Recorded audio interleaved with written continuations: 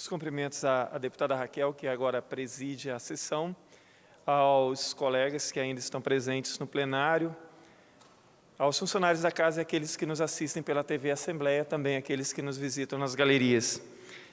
Hoje nós falamos muito aqui foi discutido muito sobre o projeto, né, de justificativa de falta ou não. Nós vivemos um tempo complexo no Brasil e isso não é novidade para ninguém. Há uma crise profunda de todos os níveis. Há uma crise econômica, há uma crise moral, há uma crise ética, há uma crise de republicanismo, há uma crise de representatividade, há uma crise de confiança, são crises que se somam e se sobrepõem. E eu tenho observado, e posso estar errado, não sou dono da verdade, que parece-me que parte da população, e mesmo parte das chamadas lideranças, não entenderam a gravidade daquilo que está ocorrendo no Brasil e da necessidade de que cada um de nós, dentro da sua possibilidade, haja de uma forma mais cidadã, mais ética, mais republicana. Os exemplos que vêm de todos os lados são os piores possíveis e nós temos milhões de jovens que precisam de exemplos. O discurso é importante, mas as pessoas aprendem muito mais pelo exemplo do que pelo discurso. E como educar para a cidadania, um dos pilares básicos da educação brasileira é educar para a cidadania.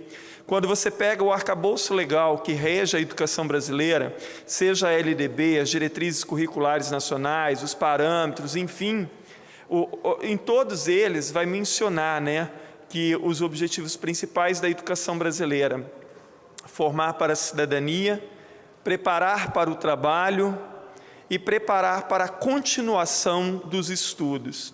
Infelizmente, a escola brasileira, ela não consegue cumprir nenhum desses papéis de uma forma adequada. Ela cumpre mais ou menos. Mas a escola ela não pode dar conta de formar cidadãos quando na sociedade os exemplos de cidadania são poucos ou quase nenhum. Tanto pior quando esses exemplos não vêm dos poderes constituídos, porque é dali que deveriam vir os maiores exemplos.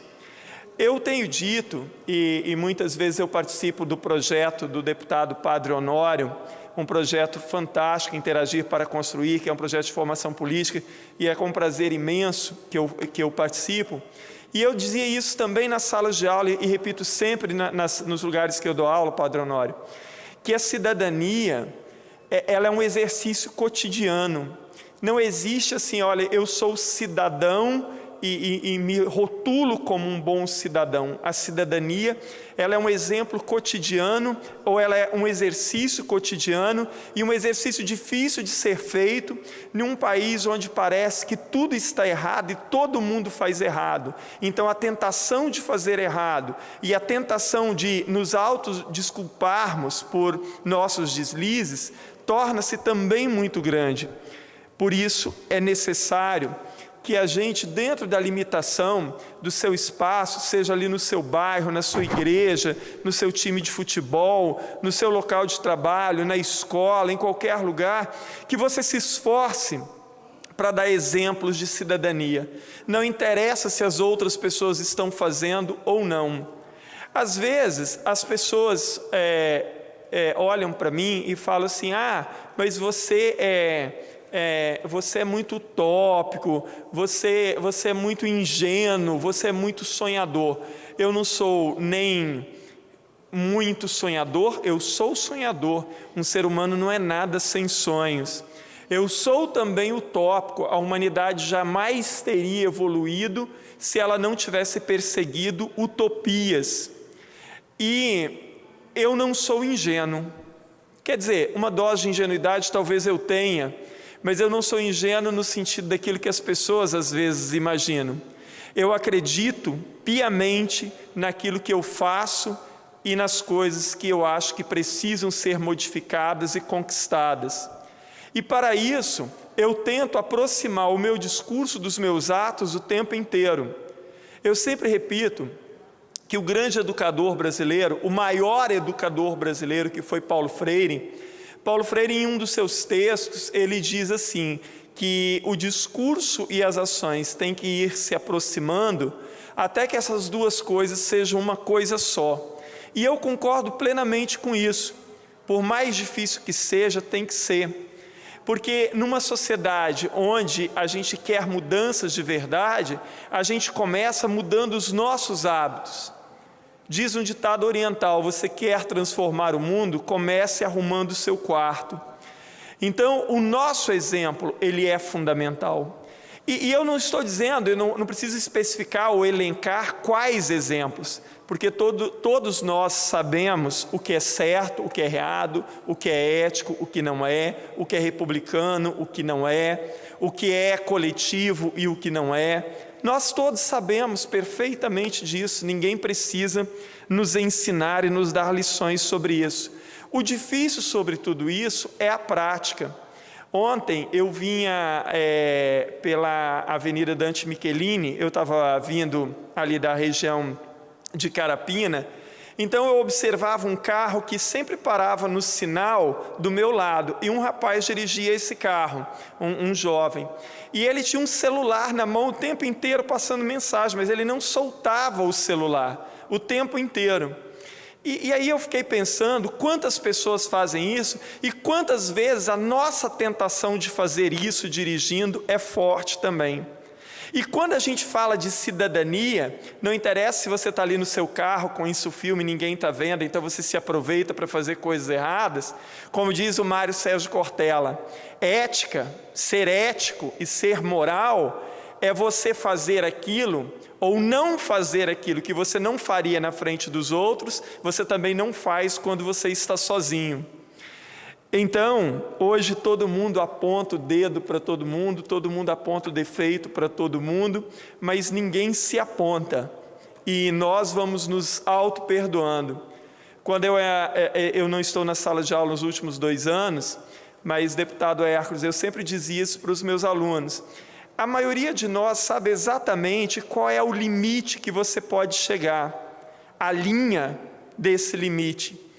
Aqui no Brasil, essa linha parece que ela é um elástico, nós a empurramos o tempo inteiro para além daquilo que ela poderia ser.